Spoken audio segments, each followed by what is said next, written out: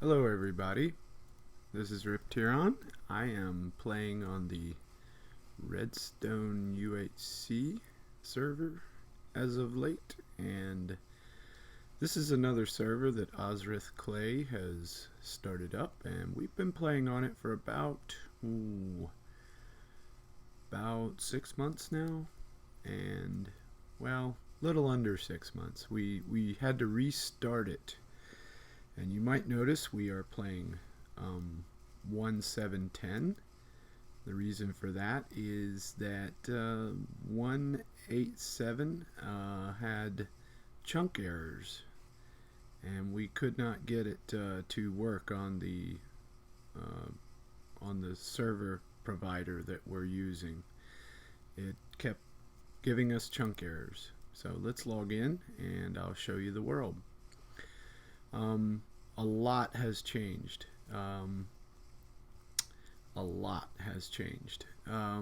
What you're looking at here is the corner, the very tip of spawn, and this post right here represents the very corner of spawn chunks going in that direction and that direction. So over there is the bulk of spawn. Everything out here is outside of spawn. And we set up village trading right in here, and the reason we moved into this direction is because this is the site of a village. All the original buildings have since been torn down, but in here is village trading, and here's, well, over there we have an infinite spawner, village spawner, and they just come right down this flume and drop into here. We get them with a minecart, we sort them out and trade with them, and then we break them into perfect villagers. Here are 3 perfect villagers. This one right here is a butcher, where we can get infinite pork and steak. That is awesome. So we never have a lack of food. This right here, I believe this guy is around because I don't know. I'd have to ask Oz. I think it's because of fish. I don't know. Yeah, fish for emeralds. I think this is one of the first guys that we got emeralds off of, and he helped us to unlock Rusty. Now you might have noticed out there we have a very large and very profitable iron farm, and the big deal about Rusty is from our iron farm right over there. See all those chests? I don't know if you can see that. All those chests are full of iron. Now you might notice this hopper line coming to this line of chests. Well, this whole line is full of iron too, and there's a buffer right up there which is full of iron. That thing really pumps out the iron. It's a Tango Tech design, and we have more than enough iron to basically, let me get some iron, to trade with Rusty. Now I can do this all day, and of course he's not going to give me what I want, but eventually, if I've got the patience, I can get as many emeralds as I want. It's just a matter of, you know, how long do I want to spend to get them. Anyway, oops, yeah. Anyway, what I've done is for all the trading needs, we trade with Rusty, and then we throw some up there, we throw some up there, and they all sort around, and we have emeralds for days. As you might have noticed out here, this is going to be, and it's in production right now, this is going to be our silo, our giant storage room. And we are currently figuring out just how we're going to lay out everything.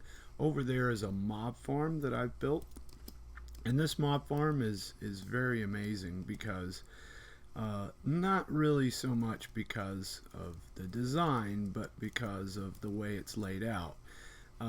It's your standard water flush to a drop like I did on Derpacraft, which was very efficient. However, at the bottom is where you'll see the difference. Down here everything's ice, so they drop, they die. Then water flushes all the entities under these half slabs and into a water stream back there. And then and any spiders that survive, these guys will get. Anything with feather falling that survives will get hit by the golems, just like the last one. Anyway, there are two sides to this thing, and let me tell you, it is ginormous. Very large, and I don't, oh my god, I don't have anything to kill those guys. I was in the middle of making hoppers. We do things in bulk here on Redstone UHC. There is no such thing as, 3 or 4 hoppers. We just go ahead and make the whole kit and caboodle. We do things in stacks. I have spent a lot of time on this. We actually had an iron farm and had village trading. We almost unlocked Rusty before we had a beacon. We really do appreciate our, oh, my stuff's over here and I need food. We really do appreciate unlocking the benefits before we actually do a lot of other things.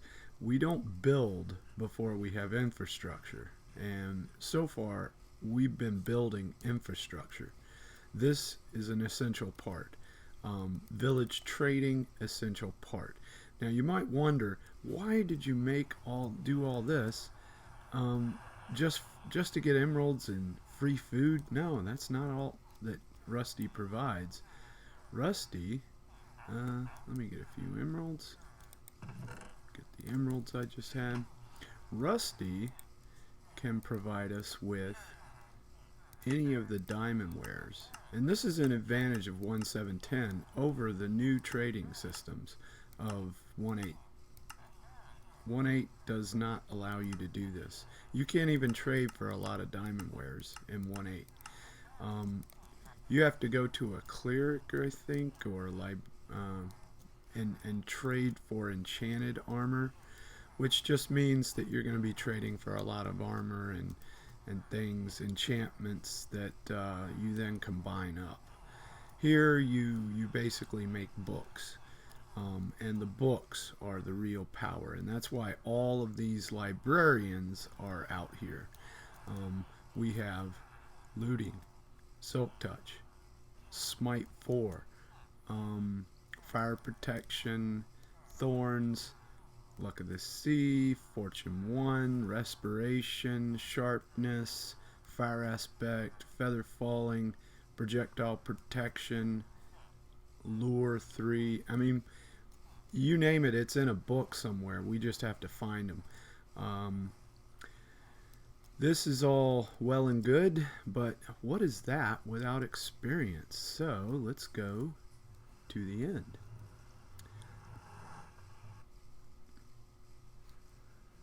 Wrong way. We've got a makeshift hallway here that is all ice.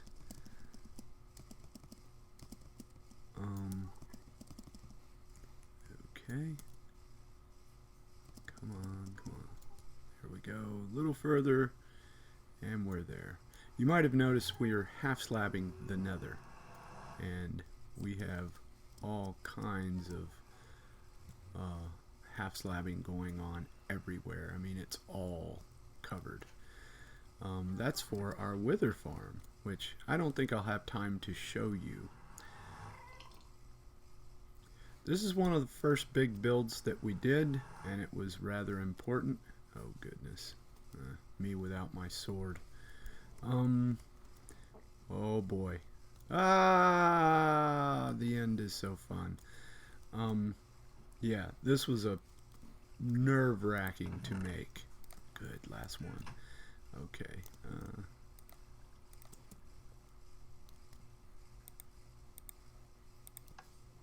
There we go. Now, for any good mob farm, you need to clear away all the entities around it. And what we've done here is we've gotten 200 blocks away from the Ender Island. And this is at the bare minimum of how far you need to go. So for this build I used wood because that's what I could mine the best early on. We got out to find this place rather early in the world, and I put all this together. Now we didn't even have a beacon, and I was already planning for it. You can put 3 beacons up on this.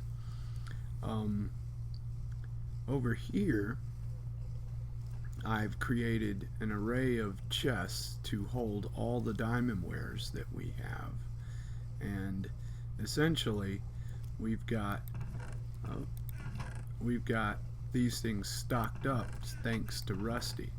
Now we've got all kinds of fortune picks. We're throwing those things away, combining them up with other crap. But Ozrith made this ender farm, and he did it off of a video that I found that had a pretty unique design, but he made it about 10 times better, and it's nothing like the original.